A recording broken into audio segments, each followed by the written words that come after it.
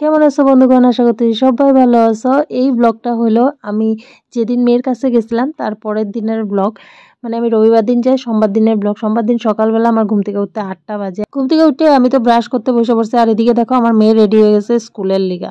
আর মা ওরে খাওয়াই দিল ভাত, তার মধ্যে আমি ব্রাশটা করে একটু চা খাই আমিও রেডি হয়ে গেলাম, কারণ আমার ডিউটি পড়ে প্রতিবারে মেয়ের কাছে গেলে স্কুলে দিয়ে আসা, স্কুল থেকে নিয়ে আসা, এই ডিউটিটা আমার কমন। আমার মেয়ের চাহিদা হলো এটা, গেলে পরেই কইব যে মা তুমি স্কুলে দিয়ে আসবা, তুমি নিয়ে আসবা, যে কদিন তুমি থাকো। আমি মেয়ের কথা শুনুম না, এটা তো হইতেই পারে না। আমিও রেডি হয়ে বাইরে পড়লাম ওরে স্কুল দিতে যেতে। আর সেদিন একটু হালকা হালকা বৃষ্টি পড়তেছিল, তো দুইজনে দুইটা ছাতি নিয়ে নিছি। তারপরে গেলাম ওরে স্কুল দিতে। যেহেতু স্কুলটা বেশি একটা দূর না, তো হাইটেই যাওয়া যায় আর হাইটেই আসা যায়, কোনো একটা মানে যে বহুত কষ্ট হয় তা না। তো আইসে আমি চেঞ্জ করে নিলাম। হঠাৎ করে চেঞ্জ করার পর মা কইলো তুই চেঞ্জ করলি কেন, আবার যেতে লাগবো বাজারে।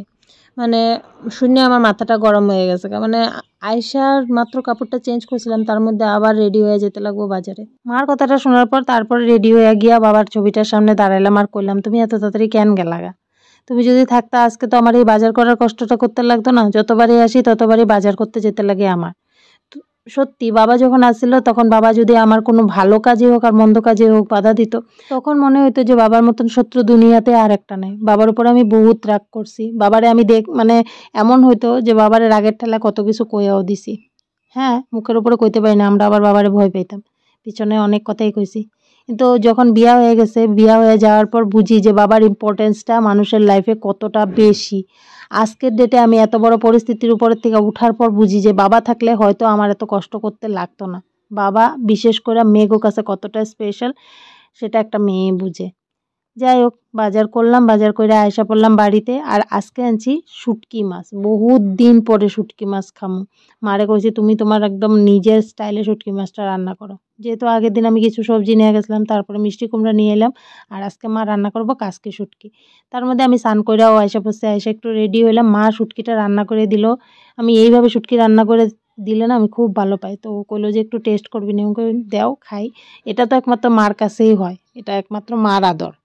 তোমার শাশুড়ি হইলে তোমার শাশুড়ি এমনি করে বানাইয়া তোমার বাটির মধ্যে রেডি করে দিব না খাইতে, একমাত্র মাই দেয়। যাই হোক, তারপরে একটু খাইয়াই রেডি হইয়া আবার গেলাম মেরে আনতে, যেহেতু 2টা বেজে গেছে, ওর স্কুল থেকে আনতে লাগবো। আর গিয়ে না আমি সামনে একটা টমটম ছিল, টমটমে বসে আসলাম। তার কারণটা হলো বসার জায়গা না স্কুলের সামনে, তো ওরে নিয়ে ঘরে আইসি। আর আমার মেয়ে খায় না শুটকি মাছ, আজকে ভাবলাম ওরে টেকনিক করে শুটকি মাছ খাওয়াই। কইলাম যে কতদিন ধরে তোর কাছে থাকি না, তোরে ভাত খাওয়াই দিতে পারি না, আমি আজকে ভাত খাওয়াই দিই, খাবি? বললো হ্যাঁ খামু। তো শুটকি মাছ ওরে এমন করেই খাওয়াই দিলাম। ও বুঝতেও পারলো না যে ওরে শুটকি মাছ খাওয়াইছি। ভাত খাওয়ার পরে তারপরে আমি কইলাম কি দিয়া ভাত খাইছিস কত? তখন কই কি দিয়া? ছোট মাছ দিয়া? আনছি না শুটকি মাছ দিয়া। তারপরে ও আমার লগে পুরা রাগারাগি। তারপর ওরে খাওয়ানোর পর আমিও একটু খাইয়া নিলাম। খাওয়া দাওয়া করার পর আমি একটু রেস্ট করলাম। এর মধ্যে দেখি মার আবার শরীরটা খারাপ করছে। মা কয় আমি আজকে আর বাজার করতে যেতে পারবো না, যা কিছু কালকের জিনিসপত্র আনতে লাগবো নিয়ে আয়গা।